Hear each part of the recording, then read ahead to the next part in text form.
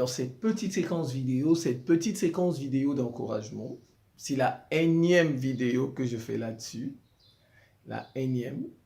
Je vais toujours encourager les Africains, les hommes, à garder leurs cheveux. Le minimum, ce sont leurs cheveux. Maintenant, s'ils peuvent garder la moustache et la barbe et leurs poils, etc., les femmes aussi, tant mieux. Les hommes africains, les femmes africaines. Je reste convaincu, ça c'est ma théorie, que quand les Africains prendront conscience de leurs cheveux, quand ils auront la culture des cheveux, comme les autres peuples ont la culture des cheveux. Quand vous voyez les Indiens, vous ne les voyez pas, ils savent qu'ils doivent garder leurs cheveux. Quand vous voyez les Japonais, les Coréens, les Sud, les Nord, les Taïwanais, les Africains n'ont pas encore cette culture. Les Africains ont la culture du rasage. Vous voyez, comme les Iraniens, ils ont la culture de la barbe, la culture des cheveux. Quand les Africains auront cette culture, les adultes africains, on ne va plus nous dominer.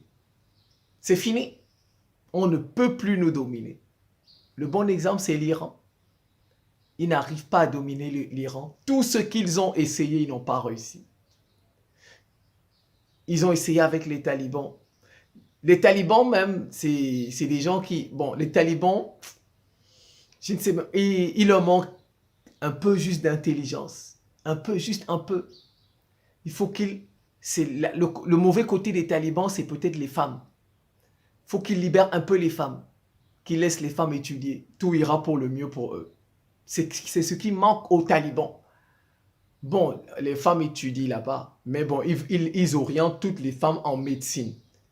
En médecine, sage-femme, docteur en médecine, voilà. Les femmes étudient. Les talibans n'ont pas dit que les femmes ne vont pas à l'école, non. En Afghanistan, ils orientent les femmes dans le domaine de la santé. Bon, c'est toujours bien, il vaut mieux ça que rien.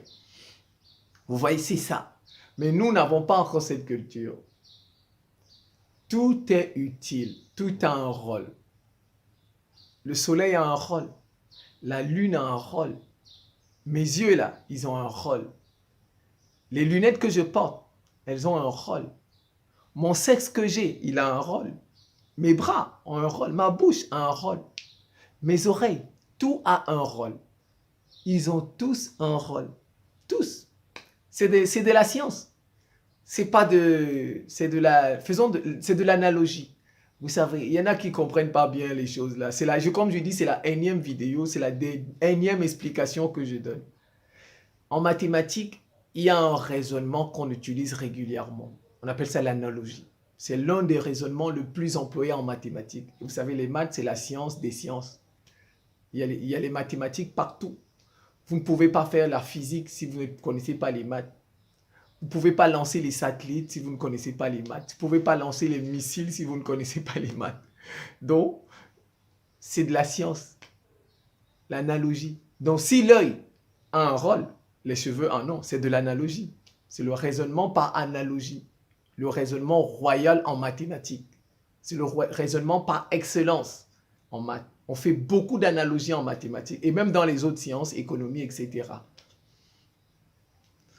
Si l'oreille a un rôle, forcément, la barbe a un rôle. Si le bras a un rôle, si le squelette a un rôle, forcément, la moustache a un rôle. C'est de l'analogie. Ils ne sont pas tombés du ciel. Ils ne sont pas tombés du ciel comme ça, gratuitement. Ils sont là par plaisir. Par plaisir. Même si c'est pour la beauté. Ils ont un rôle. Quand vous voyez une femme qui a beaucoup de... Elle est belle. Vous voyez, elle est belle. Ouais. Même si c'est le rôle, même si c'est esthétique, vous voyez, c'est un rôle. Quand vous voyez une femme qui a beaucoup de cheveux, une femme qui en a, vous voyez, vous êtes un peu, voilà. C'est un rôle, ça rend beau, ça rend belle. Je suis parfois déçu de voir les films nigérians. J'aime beaucoup les films nigérians en Hollywood.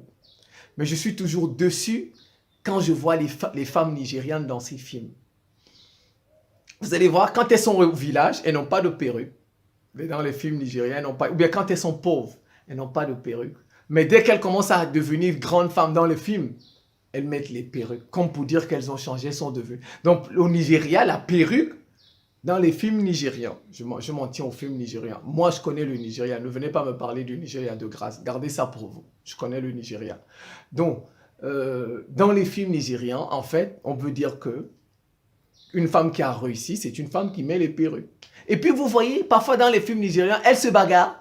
Elles se bagarrent, ils enlèvent les... Je dis, ça me fait honte quand je vois ça, les femmes africaines. Elles bagarrent dans les films nigériens.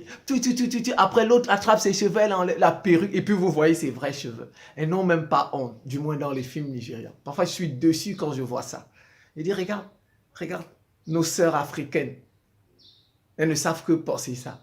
Parce que nous n'avons pas compris, nous n'aimons pas nos cheveux, nous n'aimons pas notre corps. Regardez, il y a encore une polémique qui est sortie au Cameroun sur les produits éclaircissants. Les produits éclaircissants. Ah, il faut changer la couleur de sa peau, absolument. Où va l'Africain, l'Africaine? Où allons-nous? J'ai terminé l'analogie, les mathématiques. Donc, si votre œil a un rôle, les cheveux en ont. Les cheveux, ils protègent la tête. Il protège le cuir chevelu. Il protège le cerveau. C'est l'organe central du corps. C'est l'organe le plus important du corps, le cerveau. Les cheveux ont le rôle de les protéger. Ont pour rôle de les protéger. Voilà. Les cheveux sont des régulateurs de température. Voilà.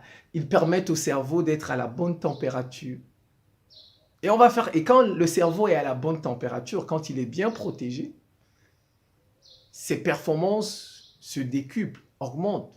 Voilà, c'est comme ça. Prenons un exemple. On va faire de l'analogie. Encore, c'est des maths. Vous pensez que Poutine, Joe Biden, ils peuvent bombarder des pays comme ça sans se soucier? À votre avis, pourquoi? Parce qu'ils sont bien protégés. C'est de l'analogie. Ouais, moi, je raisonne. C'est de l'analogie. Pourquoi? Parce qu'ils sont bien protégés. On ne peut rien leur faire. Vous voyez, quand vous êtes bien protégé, vous pouvez faire ce que vous voulez. Vous pouvez faire aller au-delà même de certains. C'est comme ça. Parce ils peuvent faire tout. Le cerveau aussi, c'est comme ça. Quand il est bien protégé, il peut aller au-delà même de... C'est comme ça. Et c'est ce que vous allez voir dans l'histoire de l'humanité, les hommes les plus forts, ou bien les femmes avaient beaucoup de cheveux. Beaucoup. Les plus grands savants. Vous allez compter de toutes les façons. Si vous faites la liste de 1000 savants, 1000. Je n'ai pas dit que quand on n'a pas de cheveux, quand on n'a pas de barbe, quand on est bête, on a un cerveau. Non, je n'ai pas dit ça. Du moment où on a un cerveau, on n'est pas con. Voilà. Mais, si vous faites la liste des 1000 mathématiciens, des 1000 physiciens, des 1000 hommes d'affaires, les businessmen, les riches là, 1000, il y a peut-être 3-4 qui n'ont pas de cheveux. 3-4. Donc, on appelle ça comme en toute chose, il y a toujours des exceptions. Voilà, il y a toujours des exceptions. 3-4 n'ont pas de cheveux. 3, 4, 5, 6, 7, 8. Mais sur 1000, 950 ont des cheveux. 950. Si vous voyez les Karl Marx, ils avaient tout, cheveux, barbe, moustache. Si vous voyez les Nietzsche, ils avaient cheveux, moustache. Si vous voyez les Galilée, cheveux, moustache, barbe. Si vous, bien d'autres... Ionesco, les plus grands Einstein, les plus grands scientifiques, vous voyez, ils en avaient. Et ils en avaient. Vous savez, qu'est-ce qui montre qu'on est un homme? C'est ça et ça. Les femmes n'ont pas ça. Les femmes n'ont pas ça. Parce que, en fait, l'hormone qui est responsable de la pousse des poils, la pousse des poils, des cheveux, tout ça, on appelle ça des poils. C'est la testostérone. Comme ça. Voilà, la testostérone. Voilà, on appelle ça... Mais en fait, les hommes ont cette hormone, mais les femmes aussi. Sauf que les femmes l'ont en quantité moindre, en moindre quantité.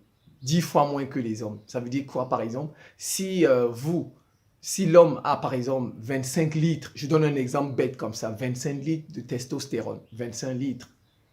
Vous divisez ça par 10, pour trouver la quantité des femmes. Les femmes en ont 2,5. Les femmes en ont 2,5. Vous voyez? Ouais, tout ça, c'est signe de force. Ça montre qu'on est fort. Parce que cette hormone, la testostérone, c'est l'hormone de la virilité, de la force. C'est l'hormone de la pousse des poils, des cheveux, tout ça. Les barbes, tout ça, c'est la testostérone. Les femmes en ont, mais elles en ont en quantité moindre, comme je l'ai dit. ouais, c'est cette hormone qui fait que l'homme est un homme. Voilà, ce qui fait que l'homme est un homme. Ouais, quand vous n'avez pas... D'ailleurs, même quand vous vous rasez, vous enlevez régulièrement les gens qui... En fait, les gonades, les glandes qui sont responsables ont même des problèmes parce qu'elles ne travaillent pas. Vous voyez, c'est... Regardez, parce qu'il y a une cellule qui est responsable de faire pousser ça. Mais dès que ça pousse, vous rasez. Mais cette cellule-là, vous la mettez en danger parce qu'elle-même, elle n'a plus de... Vous voyez, vous êtes diminué. Quelqu'un qui n'a pas de barbe, qui n'a pas de moustache, qui n'a pas de cheveux, il est diminué à la longue. Avec le temps, il se diminue. Parce que la cellule-là qui était responsable, finalement, c'est comme un manœuvre. Vous voyez, un manœuvre qui est dans votre chantier. On fait une analogie. Il n'a pas de travail.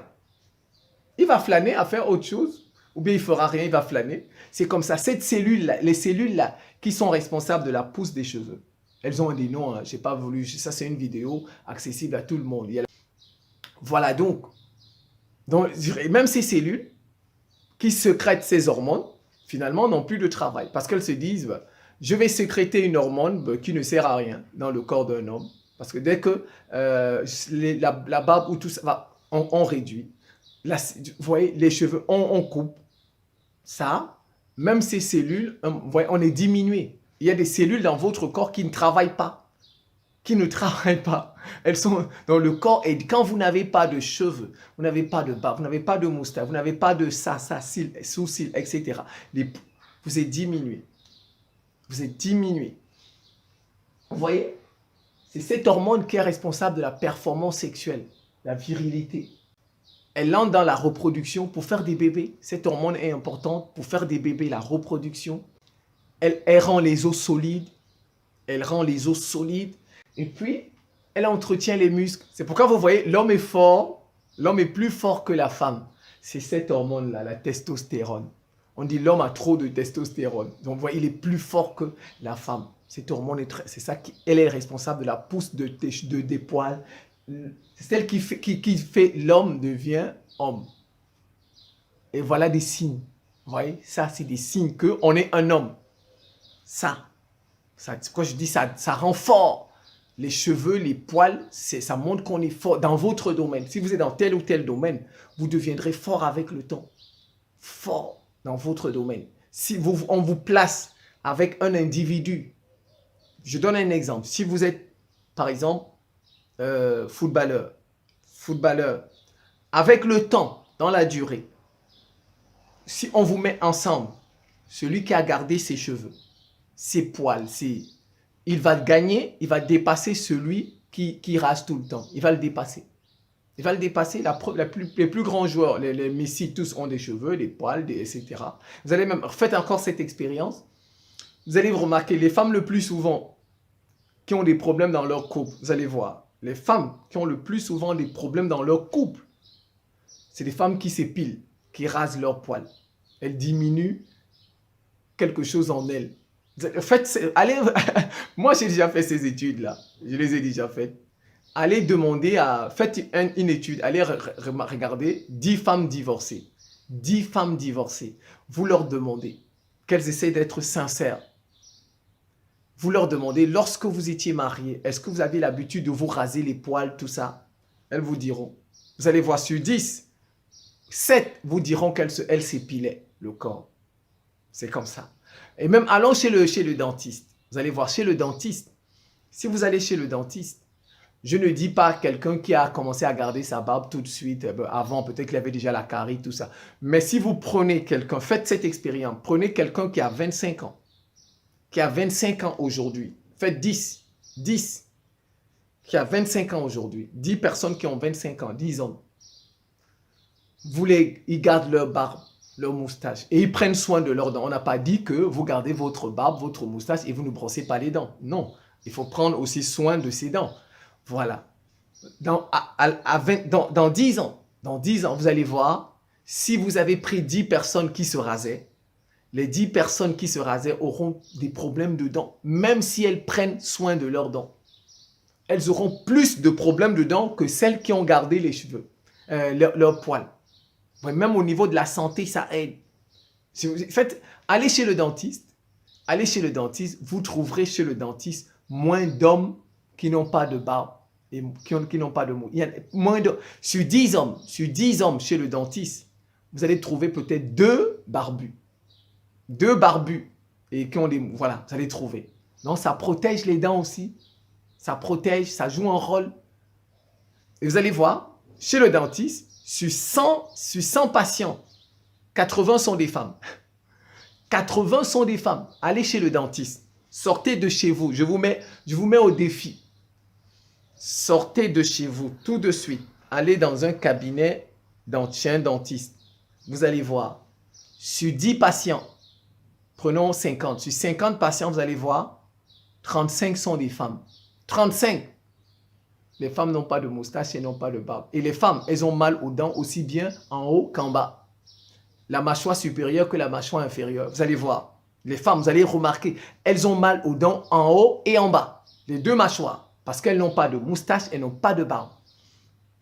Mais vous allez remarquer, regarde, vous allez voir, il y aura 35 femmes. Vous allez voir, il y a peut-être 5 hommes et peut-être 10 enfants. 10 enfants, des adolescents, ils n'ont pas encore de barbe, vous allez voir. Maintenant, si vous regardez chez les hommes qui ont la moustache, qui gardent la moustache depuis, ils n'ont pas mal aux dents en haut. Ils ont mal aux dents en bas. Et maintenant, si vous allez trouver moins d'hommes moustachus et barbus, peut-être 1 sur 50, c'est comme ça. Voilà. En fait, chez le dentiste, il y a moins d'hommes barbus chez le dentiste. Il y en a moins. Je ne dis pas qu'il n'y en a pas. Mais chez le dentiste, il y a plus de femmes. Elles n'ont pas de barbe, de moustache, de barbe. Chez le dentiste, après les femmes, c'est les enfants. Il y a plus d'enfants aussi chez le dentiste. Maintenant, chez les hommes, il y a moins d'hommes. Déjà, moins d'hommes chez le dentiste. Moins d'hommes. Maintenant, parmi ces hommes-là, il y en a moins qui ont la barbe et la moustache. Surtout la barbe. Les hommes que vous allez trouver chez le dentiste, la majorité n'ont pas... il y a peut-être, sur 10 hommes chez le dentiste, vous allez trouver peut-être 2 barbus et moustachus, qui ont les 2 en même temps. 2. Voilà, 2 hommes qui ont, sur 10 qui ont la barbe et la moustache en même temps. Vous allez peut-être trouver 3 ou 4 qui ont gardé juste la moustache, et puis peut-être 6 et qui enlèvent tout. Ouais, donc ça protège. Ouais, ils ont un rôle de protection. Ils protègent. Ils protègent. Et quand on n'en a pas, les cheveux, tout ça, on est diminué. C'est comme quelqu'un qui n'a pas d'oreille. Son corps est diminué. Quelqu'un qui n'a pas de bras, son corps est diminué. Mais c'est pas la diminution n'est pas comme celle de la barbe. La barbe, c'est avec le temps qu'on s'en rend compte. Avec le temps. Les cheveux, c'est avec le temps. Si vous mettez... Vous pouvez même faire des... Prenons 2 chanteurs britanniques. Je peux donner des exemples. 2 chanteurs britanniques. Vous avez d'un côté Elton John et puis Phil Collins. Ils ont tous évolué presque à la même époque. Ils sont presque de la même génération. Mais vous allez voir, regardez, au final, vous allez voir que Elton John se porte mieux musicalement que Phil Collins. Regardez bien, hein. Allez, je peux multiplier des exemples. Je peux donner des... Comme je dis, c'est la énième vidéo. Malheureusement, dans l'autre chaîne, elle avait été détruite. J'en ai fait plus de 500 vidéos sur la théorie des cheveux. Ils m'ont balancé tout ça. Bon, mais j'en ai quelques-unes que je mets de temps en temps sur mon site. Voilà, c'est comme ça. Donc, vous voyez, quand il vous manque quelque chose sur votre corps, vous êtes diminué. Vous êtes diminué. C'est pas pour rien. Regardez, même le bébé. Même dans le ventre, les cheveux poussent. Quand vous êtes dans le ventre de le fœtus, l'embryon, comme on dit. À partir du 8e mois. Le 8e mois, lors de la grossesse. Le bébé, les cheveux commencent à pousser. Le 8e mois, je pense, autour du 8e mois. Alors, le cerveau se forme 2 mois après la fécondation, le cerveau. Et maintenant, 6 mois à peu près, 5 à 6 mois, les cheveux poussent. À votre avis, vous pensez que le bébé qui est dans le corps, il a besoin de cheveux? Le bébé qui est dans le ventre de sa maman, il a besoin de cheveux. Il en a pourquoi les cheveux? Non, ça veut dire que ils ont un rôle, sinon ils ne pousseraient pas. Le cordon ombilical, il a un rôle, sinon il ne serait pas là. le placenta, le liquide amniotique. Sinon, il n'y aurait pas ces liquides. Ils ont tous un rôle. Après, vous avez le fœtus au bébé. Au départ, il est comme un tétard. Il a une queue. Mais après, tout ça se transforme. Ça donne les pieds, ça donne le cordon ombilical. Ils ont tous un rôle.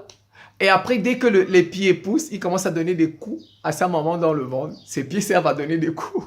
Il veut déjà marcher. Ses pieds servent à donner des coups. Ses mains donnent les coups. Ils ont un rôle. Et il n'y a pas... et pour terminer, par exemple, la testostérone. La testostérone, cette hormone est produite par les testicules. Elle est produite par les testicules chez l'homme, ce sont des gonades. Et elle est produite aussi par les ovaires chez les femmes. Comme on a dit, chez les ovaires, chez les femmes, c'est en moindre quantité, 10 fois moins. Et chez les hommes, c'est en excès. Voilà, comparativement aux femmes. Voilà, je pense que j'encourage les Africains, les hommes africains à garder ça. Ça veut dire que cette hormone se porte bien en nous. Elle travaille, elle produit. Le corps n'est pas en manque, le corps n'est pas diminué. Et quand le corps n'est pas diminué, il se porte bien. C'est le bien-être. Il est en santé. Et voilà, il peut aller de l'avant. C'est pourquoi vous voyez tous les pays où les gens ont les cheveux, gardent les cheveux, avec le temps, ils se portent bien. Les pays où les gens ont les poils, les barbes, tout ça, errant, se portent bien. On ne les commande pas. Ils finissent toujours par s'en sortir. Voilà, c'est la fin de cette petite séquence vidéo. Je vous remercie pour votre attention et à très bientôt.